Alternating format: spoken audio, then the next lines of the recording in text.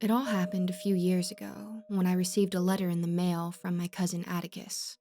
Atticus was a distant relative, the kind that was talked about rarely and talked to even less. I'd only seen the man on a handful of occasions: weddings, funerals, that sort of thing. I was surprised to discover that he even knew my address, and I was even more surprised when I opened his letter and learned the reason he had written me.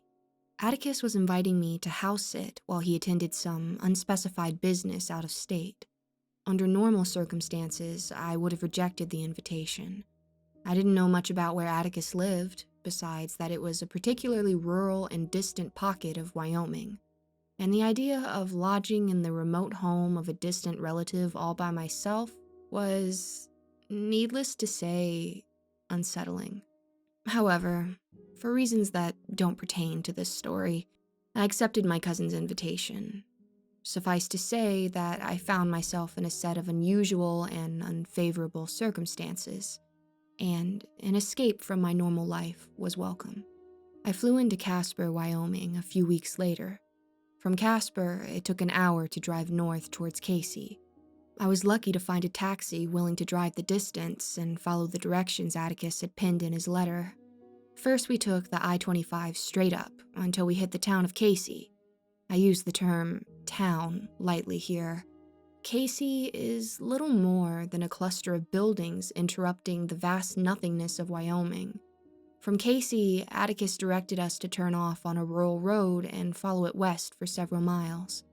Atticus said that I wouldn't be able to miss the house because it'd be the only thing for miles. He was right. There it was. A bright, white building erected on the barren expanse of rocky earth.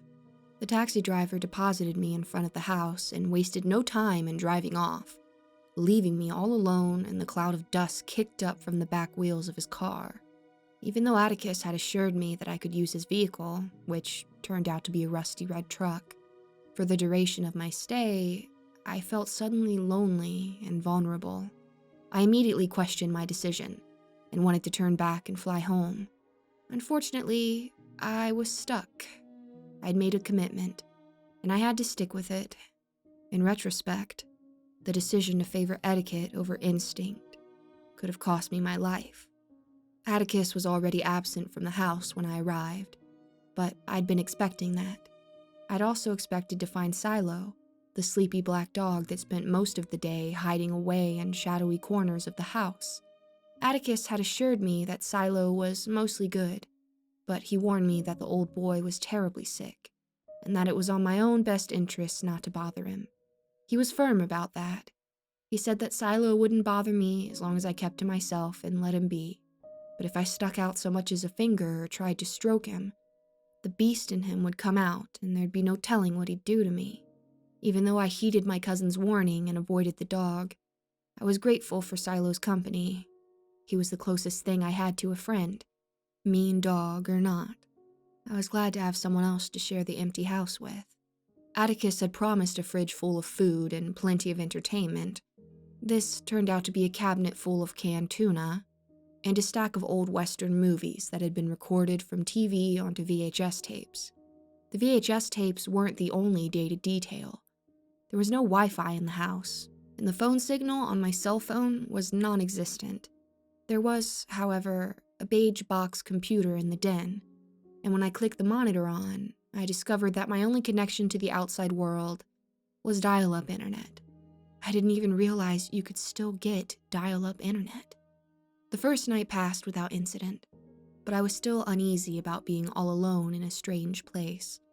I didn't quite feel comfortable sleeping in my cousin's bedroom, so instead I made a bed for myself on the couch downstairs. I slept with every light in the house on, but Silo still had managed to find himself a shadow under the kitchen table. I was grateful to hear his soft breathing on the floorboards from across the room, lulling me to sleep. The next day, I decided to drive myself into town to buy groceries and find some source of entertainment. I took my time getting dressed, and then I walked out to the truck. Atticus had left the keys, but the car door was already unlocked. I slipped onto the vinyl seat and stuck the key into the ignition. I tried to twist, but the engine wouldn't even crank. I don't know much about cars, but I knew immediately that this one was a lost cause. Even though I had no idea what I was looking for, I still opened the front hood to take a look at the engine. I wasn't sure what to expect, but I was fairly sure that what I saw wasn't normal. Under the hood, there was a whole mess of wires that had been split and ripped apart. Metal pieces of the engine had been eroded by rust and dirt. There was no way that this truck had run in the last decade. I flicked on the flashlight on my cell phone to take a better look, and I reached my arm over the engine, letting the white light spill over the destruction. Some of the damage was caused by neglect. The rust, the erosion, the decomposing rubber and plastic, but other damage appeared to be deliberate, the cut and torn wires. I was craning my neck and stretching my arm to see the back of the engine when I felt something brush against my leg. In a panic, I screamed out to no one and dropped my cell phone and watched, in horror, as it skidded through the gaps in the engine and disappeared, somewhere deep in the abyss of the metal parts. I glanced down at my legs, but there was nothing there, no explanation for the sensation I had felt brush against me seconds earlier. I'd lost my phone, and I was more upset about it than I probably should have been. Without Wi-Fi or phone signal, the phone was worthless to me anyway.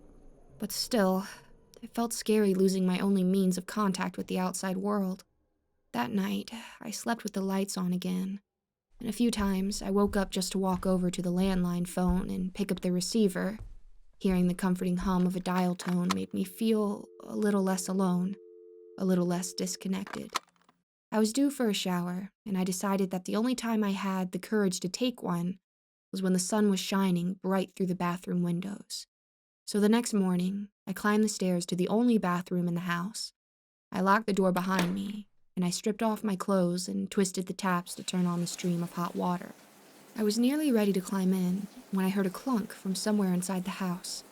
I felt a wave of panic grip me then, and in a rash act of bravery, I flung open the bathroom door and glanced around the bedroom on the other side. I saw nothing. The white, gauzy curtains that hung over the windows were perfectly still, and even the hands on the clock tacked to the wall over the bed seemed to have frozen in time.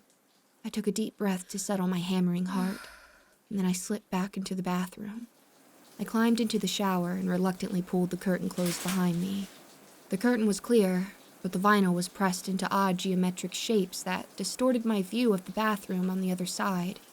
I didn't like not being able to see clearly, but the allure of a hot shower was greater than my fear, and the water pouring over my tired limbs put my mind at ease. I must not have closed the door properly, because a few minutes later, I heard the hinges squeak. I startled and stood bolt upright in the shower, and I glanced through the curtain to see the distorted shape of the door swing slowly open to allow a distorted black figure to slowly meander in. I breathed a sigh of relief. It was only Silo. I watched as his body took on a strange shape through the pattern of the vinyl curtain. He stretched out his back and craned his neck, shifting into an unnatural angle before he finally made himself into a heap on the floor and exhaled. I felt a renewed sense of security from Silo's presence, and I spent longer in the shower than I intended. I only got out when the water ran cold and my fingers had puckered into prunes. By the time I stepped out, I discovered that Silo had slinked off. I was surprised because I hadn't heard him leave, but I must have been distracted. Even though I knew nobody would be seeing me anytime soon, I still took my time primping in front of the mirror. I was disappointed to find that my excessive beauty routine had only burned through an hour of the day. I spent the rest of the day lounging on the couch, flicking through one of the books I'd picked up at the airport. A cowboy romance. Cliché. I had no interest in the canned tuna that Atticus had left, but my hunger wasn't a force to be reckoned with. I poured the contents of the can into a skillet and cooked it up over the stove. Then I ate in silence. I won't bore you with the mundane details of my first week in my cousin's house. Besides the occasional bump or creak, there wasn't much worth noting. Silo kept me company from the shadows, always reminding me of his presence with the soft sound of his breathing or the thump of his tail on the hardwood floor. He also kept me company in the shower. I made a routine of leaving the door ajar, and he made a routine of slinking in and coiling up on the floor. I found comfort in knowing that he was on the other side of the curtain. In a way, I almost felt like he was guarding me, Even though I didn't know what he was guarding me from, I still felt protected. I'd grown so bored by the end of the week that I finally sat down at the computer and decided to test the dial-up internet. I'd feel connected to the outside world again, and I'd feel maybe just a tiny bit more normal. I brushed the thin layer of dust from the computer's keyboard and clicked it on. The Windows 98 interface greeted me, chipper and blue. I tapped the AOL logo and waited for the nostalgic sound of a dial tone. But the chime never came. Instead, a gray pop-up window informed me that the computer was unable to connect. I slumped back in my chair and sighed. By this point, I was too weary to feel upset. Still, my boredom persisted. And the next day, my desperation reached an all-time high. I'd exhausted my supply of paperbacks, and I'd grown so accustomed to the sound of the dial tone on the phone that it was starting to sound like music to my numb ears. I was hungry for human interaction, even if that interaction was just on a TV screen. So, I resorted to picking through the stack of home-recorded VHS tapes. Each tape was marked with a white label that bore the name of what I presumed were different Western cowboy flicks. Bound by the Outlaw, Lawless West, Desert Slaughter. I'd shrugged off the titles the first time I inspected the stack of tapes, but on second thought, they seemed a bit strange. Still, I popped the first VHS on the stack, Widow's Resistance, into the VCR. The screen turned a fuzzy bright blue, and for the first time in days, I dimmed the lights. I was so eager to hear the sound of a voice that wasn't my own, so eager to see faces and hear conversations. The VCR spun the cassette tape through the reel, and the static on the screen turned to black. I sat back on the couch, waiting. The movie began with a wide shot of the desert. It looked familiar, like it could have been the rocky red cliffs right outside my cousin's house. In fact, the more I looked at them as the camera panned over the landscape, the more I wondered if it was shot near my cousin's house. There was something immediately off-putting about the image on the screen. At first, I thought it was just me. Perhaps my eyes had been spoiled by years of ultra-high-def Blu-ray, 4K, LED, crisp picture. Maybe it would just take a bit of adjusting to get used to the VHS quality. But the more I watched, the more I started to realize that this wasn't just the VHS tape. The quality wasn't professional. The camera shook as it panned over the desert, and I could hear the sounds of footsteps clink through the TV's brassy speakers. This wasn't a cowboy movie at all. It was a home movie. Someone, my cousin, had recorded this video themselves. I kept my eyes glued to the screen, feeling the thump of my heart starting to pick up in my chest. The cameraman was running towards something. I could hear his footsteps louder now, and I could hear the tinny rattle of his breath. Then, I heard something that shook me to the core. I heard a scream of anguish. Just as suddenly as I heard the scream, the camera whipped around and focused on a woman crumpled up on the desert floor. She was completely naked and gagged. Her hands and feet were bound crudely with rope, and despite the poor image quality, I could see the trails of tears that stained her cheeks. She was trying to scream for help, but the gag in her mouth distorted her words, turning her pleas into indistinguishable grunts and cries. The cameraman remained silent, striding towards her slowly. The only sound he made was the low, husky pant of his breathing. As he approached the woman, he pointed the camera down and filmed himself kicking her. I felt my stomach turn and I sprang up, hammering my finger over the eject button on the VCR. The TV screen instantly went blue, and the machine slowly spat out the tape. I clutched it in my hands and stared at it, horrified at the filthy images that were contained in the innocuous black plastic cassette. I realized that I was crying, and I dabbed away the tears on my cheeks. Then my eyes settled on the stack of VHS tapes. With a pang of horror, I wondered if they all contained the same horrible images. Were these snuff videos? Had my cousin filmed these himself? Was Atticus a killer? I gulped, sliding myself away from the stack of tapes and curling my knees up to my chest. I didn't understand any of it. I didn't know what to do. Then my eyes landed on the landline phone that was mounted on the kitchen wall, and I knew what I had to do. I flung myself up and plucked the phone receiver off the wall. I immediately heard the ring of the dial tone. My hands were shaking horribly, and I struggled to will my fingers to press the keys. Somehow, I managed to dial 9. But when I struck the key, nothing happened. The dial tone didn't break. I pressed the 1 twice, but still there was nothing. I pressed the numbers again and again, but nothing happened. I looked at the phone in my hand, and I heard the dial tone ringing back at me, just as dependable as it had been all week long. My eyes traced down to the phone jack at the bottom of the receiver, and that's when I realized that it wasn't a phone cable at all. It was just a stereo cable. That meant that this phone was never connected to a live line. It was merely playing a recording of a dial tone, over and over. I felt a paralyzing chill slip through my body. I didn't let myself think about what it all meant. I didn't let myself hypothesize. In that moment, all I knew was that I needed to focus on staying alive and getting as far away from that house as I could. The sun was nearly set on the horizon, but I wasn't willing to wait until morning to depart. I didn't waste any time gathering my things. Suddenly, none of them seemed to matter. The only thing that mattered was getting out with my life.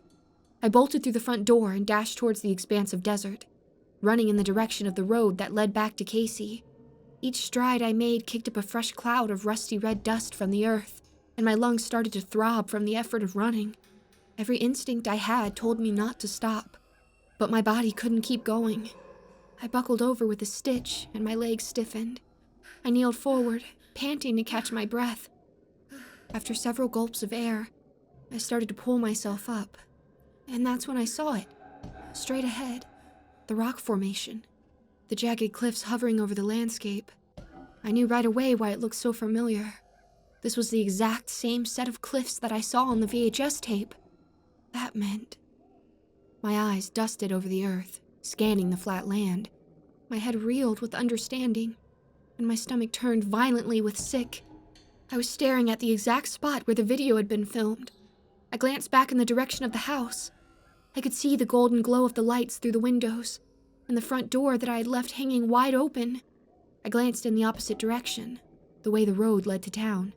I knew that making it back to Casey was a long shot. I was miles away. The sun was barely a sliver left in the sky, and once it disappeared, there would be nothing but darkness. I had no way of lighting my path, and no way of protecting myself from whatever monsters lurked in the shadows at night. I glanced back at the house again, wondering if I should just go back, just for the night, just until morning. I wondered if I was in any danger at all. Was someone watching me? Did someone intend for me to find those tapes? I felt another chill rattle through my spine. I almost had convinced myself that going back to the house was the right thing to do, and that's when I saw something else. Through one of the windows of the house, against the golden backdrop of light, I saw the black outline of Silo wander across what must have been the dining room. I'd never gotten a good look at the dog. He was always hanging out in the shadows or hiding away from me. But now, even at a distance, I could see his form illuminated entirely, and I realized that he was a very bizarre-looking dog. He was on all fours, but his proportions were all wrong. His legs were too long, his waist too narrow and curved, his neck non-existent, and he didn't have a tail. In fact, the more I looked at him, the more I realized he didn't look like a dog at all. And that's when it happened. That's when he raised his front legs and his spine curled up. He was standing on 2 legs, straightened into the form of a man dressed in all black. He wasn't a dog at all. He was a man who was pretending to be a dog by bending backwards, belly up in the air, and crawling on all fours. The dog that had kept a watchful eye on me, the dog that had been watching me bathe and sleep, had been a man all along. I won't bother describing the way my body reacted. There's no way I can capture it. All I can tell you is that I felt a sense of horror I never felt before in my life, and by the grace of God, haven't felt since. I ran faster than I've ever ran before, and I swear I didn't stop until I reached Casey. What happened next was all a blur. I remember the sheriff wrapping a blanket around my shoulders and promising that I was safe, and that everything would be okay. I remember choking out my story through sobs. The truth came out in pieces, but ultimately what I assembled is this. The letter I received wasn't from my cousin Atticus. By the time I got that letter, Atticus was already dead. His brutal murder was documented on the second VHS tape in the stack, marked Desert Slaughter. There had been others before me, all loners lured out to the desert under one pretense or another. The police weren't able to tell me whether the killer presented himself as a dog for all of them, or if that was something unique to my case. The police were able to determine one thing, though. I was the only victim to survive. They could never tell me why he let me live. I suppose that's something only he could answer. The problem is, they still haven't caught him yet. He's still out there somewhere. And every time I glance through the shower curtain or see a black dog lurking in the shadows, I wonder if he's finally come back for me.